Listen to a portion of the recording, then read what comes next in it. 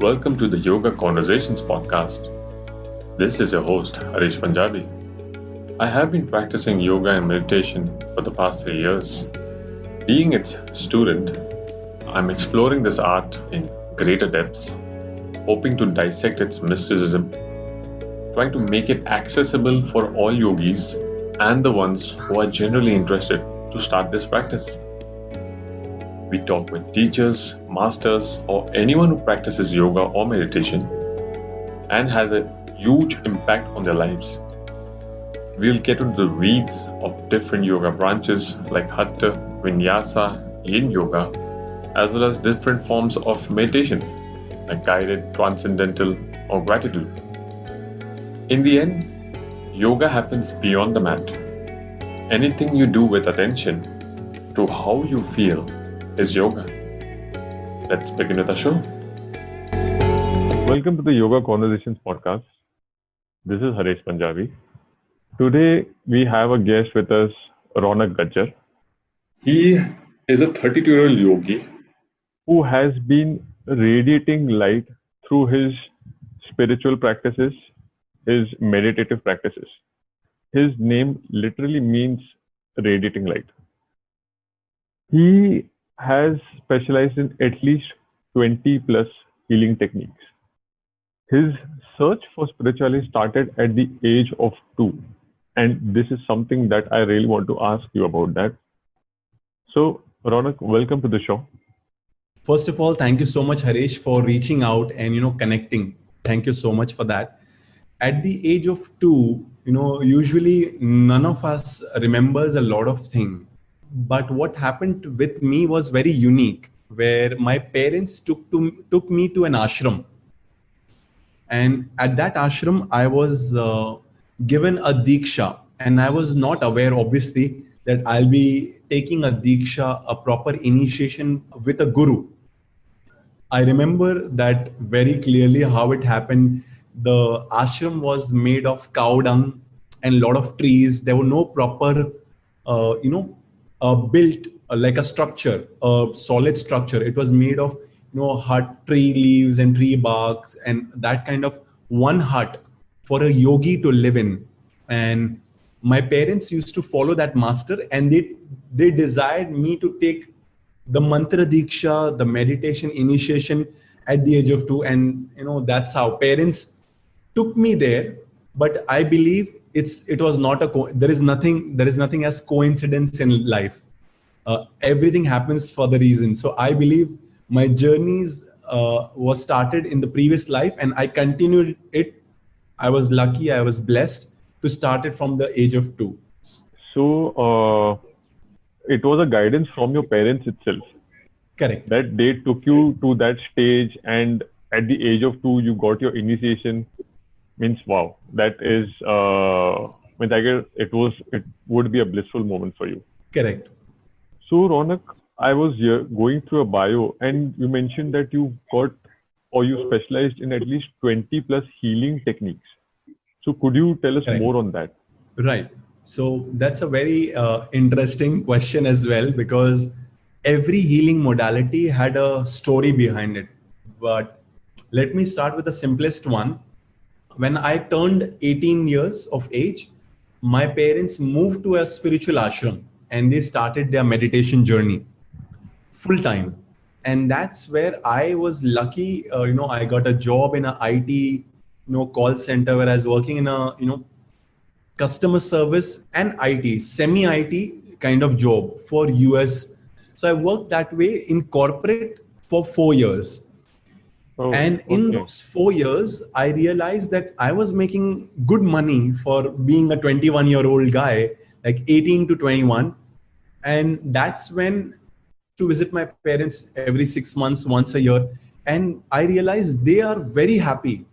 And in those 4 years, I working in a corporate job and making that money, no happiness. All of that was like, okay, you have to be mechanical, like a robot, go to job, come back, weekend is a holiday, weekday is a stressful day. It became very mechanical in 4 years. And that's why I thought that I need healing. And if I don't heal myself, I will go mad. So it's something that the problem which you were facing, you're trying to Yes. find a solution for yourself. Yes. So that's when I realized that there I was meditating, but major aspect was healing your parents, healing your monetary relationship, healing your relationship with opposite gender, healing your relationship with spirituality. Because as we said, my parents got me a guru. I also had to search my guru. So after 4 years of IT, I made some money, I saved some money, and I went to ashram, from one ashram to the other, from one healing center to the other, and I started learning different techniques. I started with chakra healing. So I did a proper chakra healing course, and then I started practicing healing my chakras. And then I Okay. realized some are balanced, some are imbalanced. Then I worked on the imbalanced one. In the process, I learned a lot. And so, sound healing, crystal healing, chakra healing, massage healing, then tantra healing. Then I learned hypnotherapy level 1, hypnotherapy level 2. So there were list of courses where I went on learning, because I thought this is not enough. That is not enough. I need to learn this. This is in the market. This is trending. And that's where we sometimes get lost and sometimes we find ourselves. So out of all these techniques, how do you, like in these current times of Corona and this pandemic going on, in case of energy healing, how do you help anyone? So, with that, if I say, what I do is I go ahead and do a video, like we are doing a video as well. I do Okay. a Zoom meeting, and before the Zoom meeting, I take their image, their photograph, the latest photograph.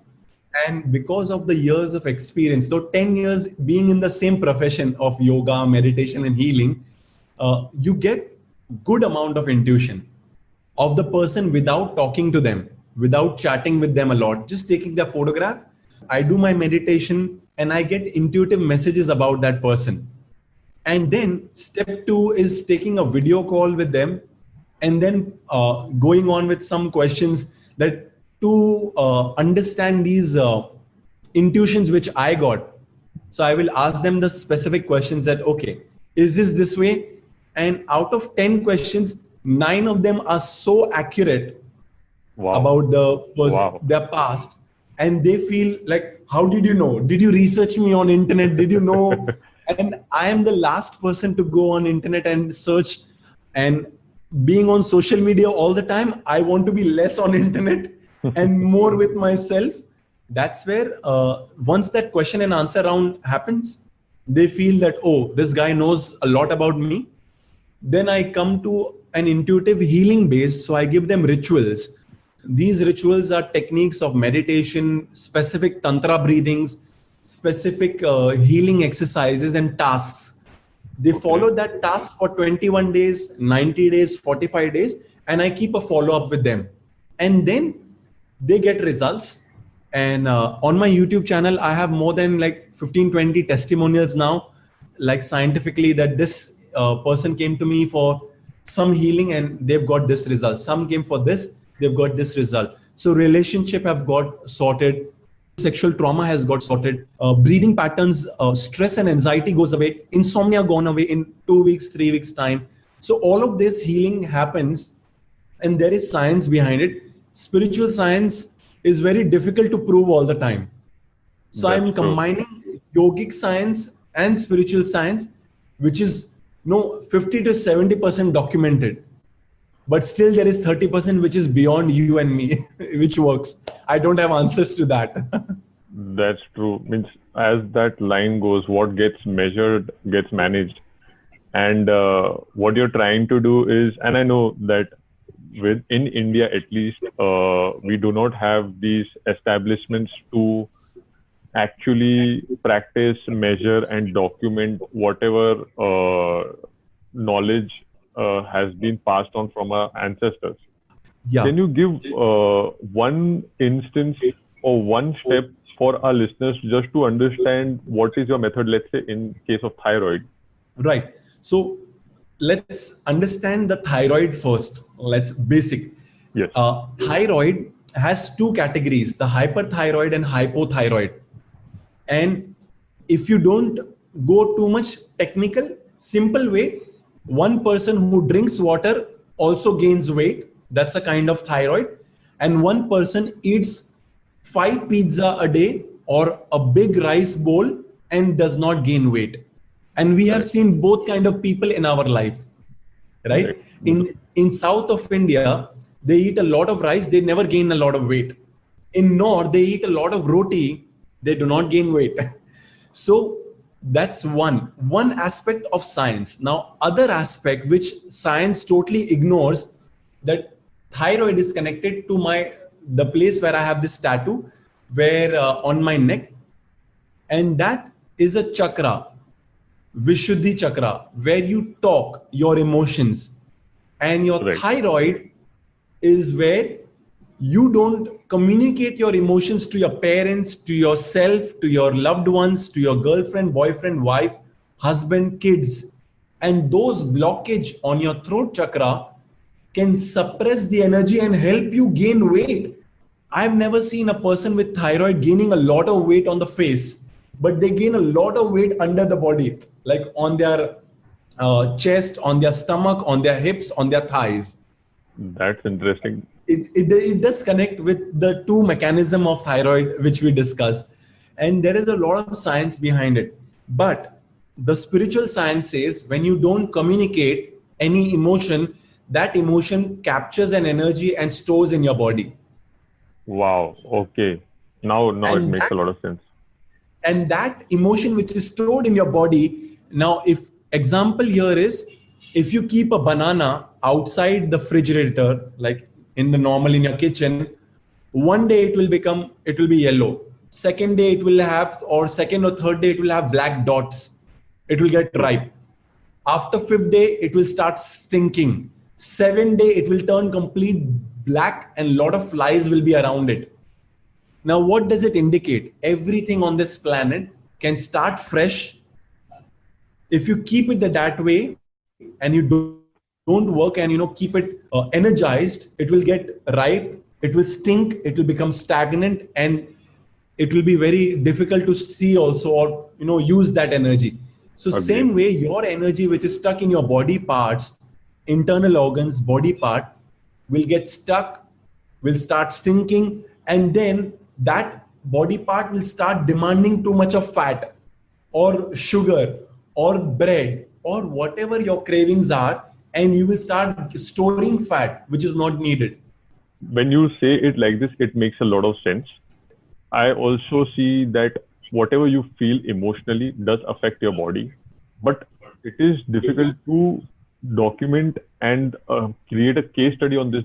That's absolutely true, Harish. Right now, we do not have a proper mechanism for a person to know that's 100% this person is depressed. Right. 100% this person has a lot of anxiety. 100% this person has a lot of OCD or some other disorder. It is not measurable mentally. True. Heart rate monitor is there, breath monitor is there. We have electrodes which you can put on your brain and say that the front part of the brain is getting a lot of energy and the back part is not getting. So maybe here you have a visualization brain and that's not working correctly. That can be measured scientifically, but mentally there is no control and measurement yet. That's true. We do not have a thermometer or a barometer to measure all our mental traits. Emotional state and mental state is not possible yet. Yes, Harish, correct. Okay, so apart from all the healing techniques, you have been practicing meditation a lot. Correct. And I wanted to ask you about this story because I heard about this story on the Vishal Gondal show. Right. And you had mentioned that, and correct me if I'm wrong, but you had mentioned that when you came with your wife to spend time in India, you had visited multiple ashrams. So Correct. how did that happen? So it was very beautiful and challenging journey. I had been away from India for 4 years in Dubai, and obviously, when you are in outside of India, you miss India a lot, and that's where I used to meditate. And I got these masters in my dreams, in my visions, and I started noting their name, and I Okay. started researching about them. And obviously, thanks to Google, I started getting all these names, slowly started connecting the dots. And I figured out that if these masters want me to visit their Samadhi space, it will happen. So I list down that space, that dates, and I tell my wife, and then I leave Dubai for good in 2016, December. And 2017 is when we went for this trip. Hardly took us 2 to 3 months, and we did half of half of India, or maybe let's say 7 to 10 states beautifully with this ashram. So 2 days, 5 days in every ashram. There was no fixed agenda. So we knew that we have to go to Golden Temple and then we have to go to Gujarat. Okay. So if you like the energy of Golden Temple too much, you stay for 10 days. But then you go to Gujarat and say you connect to the energy, but this energy wants you to stay only 2 days or one day. Stay one day, next day go. So it was Wow. that way. Wow. So it was Exactly. all ad hoc, and you were going with the serendipity and with the flow. So you went to Golden Temple, then you went to Gujarat, and what kind of power or energy you felt in all these locations? All these spaces, everyone had their own unique energy, and Okay. everyone wants humanity to grow in human. They don't want anything else. They want humanity to grow in human, which is very difficult. Again, it's very yes. easy to say, but it's very, very difficult. When I went to Neem Karoli Baba, who was Apple Steve Jobs guru and Facebook guy also, I forgot Right. his name, Mark Facebook Zuckerberg. owner. Mark Zuckerberg Yes. also has gone to this. So everyone has gone to this Samadhi place, but the experience is very unique and different. I stayed there for 3 4 days, and when I was into that room, one room, a big hall kind of room, not a proper room also, a lot of his photograph, and his bed was king size. I could Wow. not believe a humanly possible that could be a structure of a human. Yes, I have heard references that his body structure, people used to refer him as Hanuman, if I'm correct. Hanuman, correct. Yes. So, and that's how I could connect the Hanuman and all of that. And when I was sitting in meditation, me and my wife were sitting, and I had asked that I want, and obviously when you close the door, people could come in and out. And Correct. it's open 365 days a year. People can just walk in. There is no restrictions during the Samadhi timings. So I asked that, one of the wish which I asked, which I can share now, is that I want a personal appointment with you. I don't want anyone coming. Wow. No one should come when I'm with you right now. And I want, if you feel that I'm a seeker, just give me this personal time, and I would want to chat with you, talk with you, and connect with you. And for half an hour or so, no one entered. Wow. No one. Wow. And the moment that half an hour, obviously you keep your phone and there was no issues. So the moment the half an hour finished, someone entered. Wow. Wow. So you wished for something which was granted. Yes. Oh, wow, man. Wonderful story, man. Seriously. I personally would like to definitely go there now. Yeah. So Ronak, how do you prime yourself for the day? Do you have any morning routine? I do not have any morning routine. Usually people believe in keeping a morning routine. I believe the greatest space of spirituality comes, you follow your heart. Yes, there is a discipline required. There is a discipline, and that discipline is different from my morning routine. That discipline is I need to sit for 30 minutes of breathing exercise, pranayama a day, 1 hour of meditation. Then I meditate. That's 1 hour of sitting. Then 2 3 hours of different chanting. dancing, singing, different styles of meditation. So that can be a routine, Right. but that's a discipline. That's a discipline. But if you say a proper morning routine, I wake up at 6 o'clock, sometimes 5 o'clock, sometimes 7 o'clock.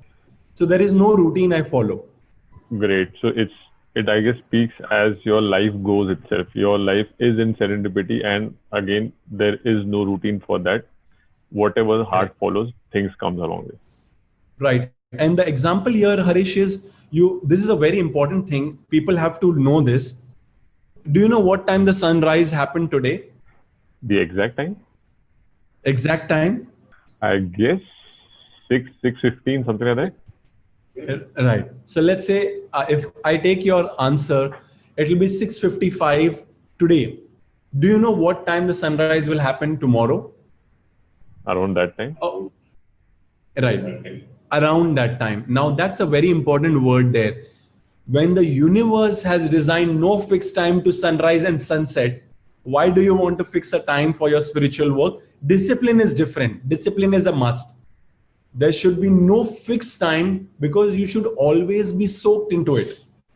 You should be merged into it, but not have I will wake up at 4 o'clock, meditate every day 4 o'clock, and then you are actually torturing yourself by getting up at 4 every day till it becomes a habit from within.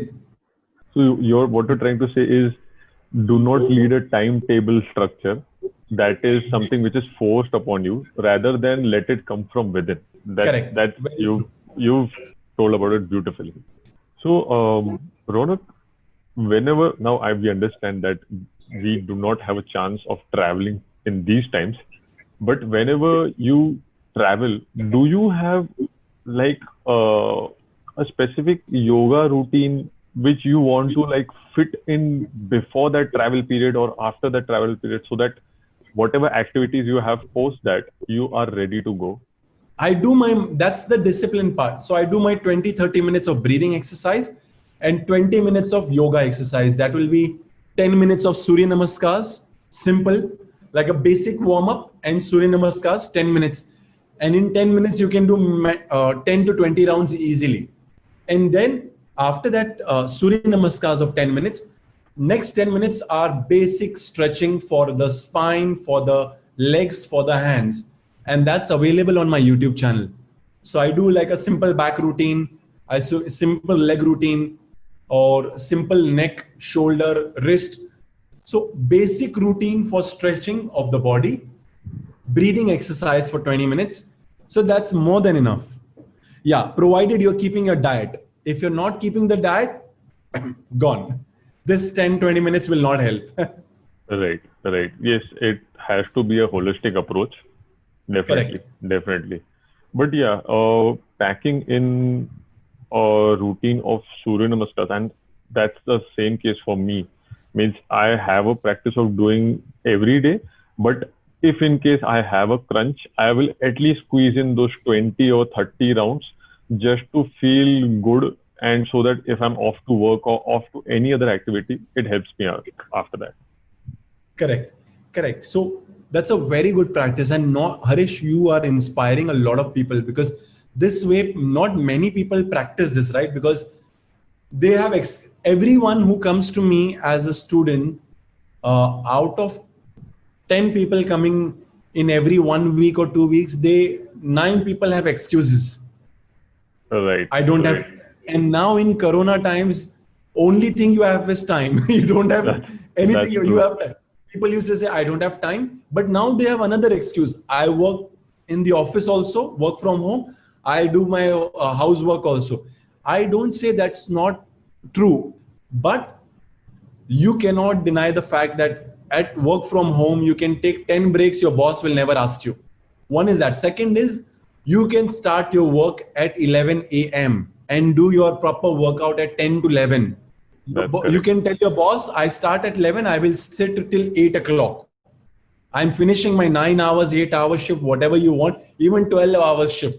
But you cannot say that I do not have that 1 hour to work out. No, or meditate or do what you enjoy doing. Not possible. That's true. It's more of a matter of will. And if you do not have that will, then you are not even able to put 10 minutes of workout in a day. Correct. Correct. Do you think the coronavirus is a culmination of our karmas as a species? Everything happens for a reason, right? It's not a coincidence that uh, COVID hit us in 2020, which is the most powerful year of this era. We finished a decade in 2020, Right. 2020, Right, right, right? And it is twice the power and zero, the energy which is zero. Any number has zero has 20 times the value. If it is behind 1, it is 10 times the value, 10x. If it is behind 10, it is 100x, right? So every thing which is happening has a proper reason. It is our karmic experiences also, and we give enough excuses to the universe. I don't have time. The most common excuse in the last 8 years or 10 years of my teaching of meditation, yoga, healing is I do not have time. People are in rat race. That's one of the top excuses. I can give you the best manifestation techniques which can give you magic in 1 month, but people say, I don't have time. I don't have time. You do it for me. They want a pill of magic. I can swallow it. Magic should start now. It will not happen. It will never happen. So You that's the raised a excuse we're living valid with. point. You raised a valid point. Means I guess all these pharmaceutical companies or all these food companies who have played on our minds to provide us instant pain or pleasure, and mostly they are Correct. working on the pleasure part and seeking that how can they remove pain instantly, and this can't apply to life in a manner where things happen gradually, where it should happen gradually. Correct. So it's people have stopped valuing that slow process. Right. People have stopped keeping patience. They have lost the understanding and connect with patience. If you don't get your internet Wi-Fi working for 5 minutes, it can get you mad and angry. That's true. That's true. Right? Second, humans wanted time for their family, their healing, their self-healing, and bring out their biggest fears. And you know what is the biggest fear? Money, True. security. What will happen? I will stick to one job for 10 years. I will retire in this job. Now there is so much of insecurity. And that's one of the biggest fears coming out. Money. If I don't have money, what will happen? So all that insecurities are projected out. The reason being, you are now getting stronger to face it. If you fight, you will lose the battle. You need to understand and raise your vibration above this, fears, and win over your fear using meditation, using your yoga, using your fitness, your diet. Just talking to your parents can heal you so much. Talking to your wife, talking to your friends can heal. But what happened? We stopped communicating. Corona happened. We don't even video call our friends every week. We don't even call our parents every week. If you start talking and helping each other grow, you will be at least mentally at peace. That's right. That's right. Means I guess this year, if you see it from a different perspective, it is a great opportunity for everyone who had reasons since they were born, but now is the time when they can take an action. And again, this is just not just about yoga and meditation, but even if someone is trying to look for a new job, learn a new skill, start a new business, this is the best time to experiment about everything. That's true. It's just a matter of will and action, and how much spiritually you can see all this. So Ronak, this is the last question. If and when you reach that stage of Aham Brahmasmi, what would you like to share with the universe? I would only want to share my silence, because there is no point of talking. Everyone will reach when they have to reach. uh, I would invite people to meditate with me, and thank God to internet. I can do live sessions. I can do mass streaming, live streamings, and a lot more than this. But I would not want to talk a lot because many big masters have already spoken. Like when I listen to Osho, he has spoken extensively on every topic. When I listen to, I read about Neem Karoli Baba's life story or Raman Maharishi's life story and his way of living. So he's spoken about duality and non-duality, Dvait Advait philosophy. So when I read all those a little bit also, I understand all the gurus have spoken. So when I reach and I believe like everyone's quest is for moksha and aham brahmasmi state. But whenever it happens, I believe just sit and meditate with me. Whatever you have to receive, you would receive in silence because I listen to many gurus. I spoke a lot.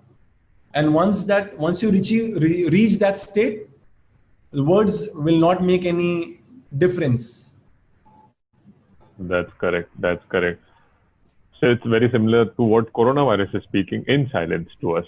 And it has showed us or reminded us that how life was beautiful. And again, we have that same opportunity. Ronak, thank you for being on the show. Where can everyone on the show, listening on the show, can connect you on? So as I said, I'm highly active on social media, which is Instagram. So on Instagram, it is Ronak Gajjar, and YouTube is Ronak Gajjar, youtube.com/Ronak Gajjar, or simply ronakgajjar.com is my website. You can check me out. I will definitely link all the URLs, all the social media handles on the show notes. Thank you. Thank you so much, Harish, for inviting me. I'm so grateful to you. Once again, thank you for hearing out the episode. All topics with their respective links and our email IDs will be available in the show notes. See you in the next episode.